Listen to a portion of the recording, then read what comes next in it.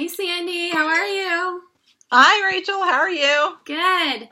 I want to introduce Sandra Kaye. Sometimes we call her Sandy. She answers to both. She is coming to us from Jacksonville, Florida, and she is a mixed media artist, a quilter, and a journal binder, and just all around crafty, artsy lady. You can follow her on Instagram. It's at Sandy Loves to Art, and it's IE and the letter 2. I'll have her information in the blog post as well. And thanks for joining us today, Sandy. It's great to be here. Thanks for having me. I appreciate it. Sure. So we're talking about cultivating creativity in July. And the last few days, we've been talking about the excuses that people use when they're not being creative. So what's the excuse that you find yourself using the most when you're not being creative? When I'm not being creative, it's usually time for me. Mm-hmm. I have run out of time. I don't have enough time. Run. Chores, family, dogs, groceries, cooking. Like everyday life. Exactly, everyday life, and I just it's time. Usually, the biggest shortfall for me is time. And so how do you try and overcome that so that you still are making some time to be creative? Um, for me, I run best early in the morning. I wake up in the morning like an Energizer bunny, and my family has a tendency to sleep in. They are not morning people, and I'm typically not a morning person myself. But I have learned that if I get up in the morning and they're all asleep, I have got time to do art because they're not expecting me to do anything else for them. So I come up here and I'm energized, and I crave that time. Right. And sometimes it might be the only time that I can that might be my only window. Right. And I use it. Good. And the other thing that I've learned to do is I make my list and I write my list down, and I look at that list and I allow myself to be okay if that list does not get done. Right. It is not going to be the end of the world. It is not going to be the end of my career or as an artist or anything. Nothing's going to come crashing down. I give myself grace and I give myself mercy to just pick it up again and go again at it the next day. Right. Because you've made some headway, right? So it's better than just getting stuck and not doing anything. Exactly. And then you have the next day, so that's something else to look forward to keep going. Right. Exactly. Good. So you are making that time, you're squeezing it in. Maybe you get up a little bit earlier to really help with that time element and other commitments. And then you've just started planning well. So you kind of know what you're doing. Right. You don't necessarily wake up in the morning and then think, oh, now what do I do? You've got your list so you can hit the ground running. Oftentimes I'll make my list before I go to bed. That's the last thing I do is I'll come up here and I'll do the dishes at night, and I lock down the house, and I'll actually come up here and I will sit and make my list in my office for the next day. That's great. And I have two studios. I have a quilt studio and I have a mixed media studio, and I will go into both studios and make two lists. Nice. And there'll be one there and one there, and I may never make it into the other studio, and and that list will get done eventually, but you know. So it doesn't matter which room I go into, which one I feel like. Mm-hmm. I've got two lists and I pull from both of them. Good. That's a good idea. Yeah. So when we're talking about cultivating creativity and that kind of idea, what comes to mind for you? Cultivating creativity.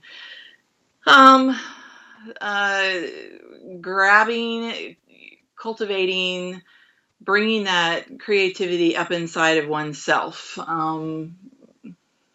Let's see. How does one get that energy flowing inside of oneself? Yeah. It can be a challenge. it can be it can be a challenge to constantly keep that energy going. I'm constantly looking at everything around me. I'm constantly looking at I'm a huge color advocate. Um, Animals and things all around me, and books and magazines and Pinterest, and you just have to just constantly be observant. I'm just a very observant person, and I'm constantly pulling things and keeping that kind of stuff together. And I have a huge Pinterest board. It's not even funny. And I have a way that I actually, I'm sure we'll talk about that later, but I have a way when I get stuck that I pull myself out of being stuck. And and I add to that.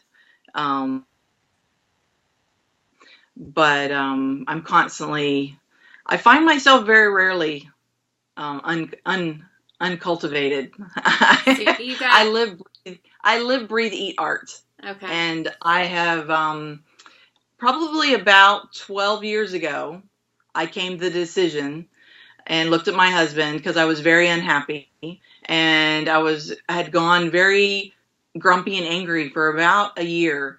And my husband just looked at me and said, "What is wrong with you?" And I said, "I don't know. There's something internally not right." And I was hitting art, missing off and on, and doing it and not doing it or whatever. And I just came to a decision that I need to be doing this all the time. I'm an artist, and I need to be doing art. And when I told him that, and he said, "Well, then that's what you need to be doing." And at that point, the art room, the art studio in our home was born. We had actually had our house on the market at that time, and we changed gears. And when we bought the next house, we had an extra bedroom added to that house, and it became my first art studio. That's great. So you have good support system for keeping you going and being creative. That's great. Yeah. So what, we're trying to inspire the viewers that are watching this for the July challenge, and to give them ideas on either how to get over some of the excuses, or maybe one thing that you do in your art to get you started. I think you were talking about kind of getting a first layer down, maybe as an idea. What are a couple quick tips that you can give people to really, maybe they don't have the creativity and kind of cultivation that you have, and maybe they need a little jump start?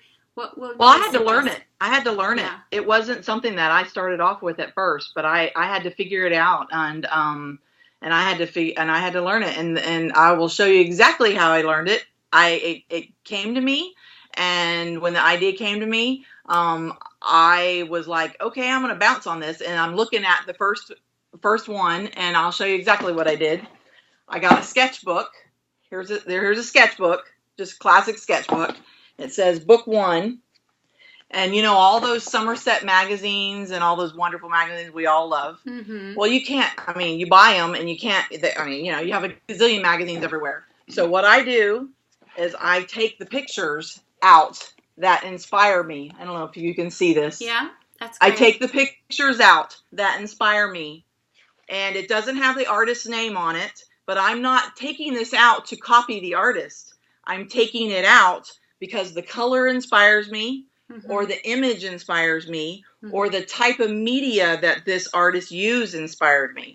Okay, and you turn the page, and there's more, and there's more, and there's more. And I'm not cutting it out to copy anybody. Right. But what's happening is this color and this color and that butterfly over there and that word over there on that page and that button over on that page, all of a sudden something's now percolating in my brain, and I'm like, ooh, I know what I'm going to do. And I'm now inspired to sit down because now my supplies are rolling through my head. Right. And now I'm going to sit down and I'm going to make something. Great. So I had someone once say to me when I showed her this, she said, but what happens to the artists who made these things? And I said, I'm not copying the exact thing. I'm not copying these people. I'm not trying to copy their stuff. I'm using them as a springboard of just getting my mind flowing in the colors and the art and the things and the way they do. And I have 3 of these now. They're filled and they're full, and I put the covers on them, and I buy these things at Michael's when they're 50% off. That's and they're great. Absolutely filled with quilting. They're filled with every Somerset magazine that I've ever bought. Wow. If there's something in it that I love, I will clip it out because I can't hang on to the magazines. Right. And I stick it in a box, and then over there is a box that's this deep, and it's filled. I need a new book. I need to glue them in because it's filled. I haven't glued them in. And when I get stuck and I find myself, I don't know what to do. I sit and I look through those. Right. And the next thing, I can't even get a quarter of a way through without all of a sudden going, I think I'm going to do this. And then it may not even have anything to do with what I saw, but now my mind is rolling in the imagery, and it's rolling in the colors, and it's rolling in and that is a big thing that I do all the time. And it's the same thing as if you look at your Pinterest boards, which I think you do a lot. Yeah. You're a big Pinterest girl. You look at your Pinterest boards, and by the time you're done, you're not there to copy anybody, but you're all of a sudden like going, oh, I know what I want to do. Right. And because your mind started rolling because you're looking at other art. So always looking at other artists is a great way. That book that says steal, like an artist. Yeah. That nothing's original. Right. It's all been done. Right. Nothing's original. Right. And these are a big deal for me. And I could have 4 of those on right now. So wow. But yeah, those are a big deal and a big tip, I think, for a lot of. That's perfect too, because when you're not like feeling inspired to create something, but you want to be creative. It's even creative just to go through those magazines and pick out what you like and put them in a book. That kind of act of putting things into a book, putting a glue stick or whatever you're using. That can be fun and inspiring.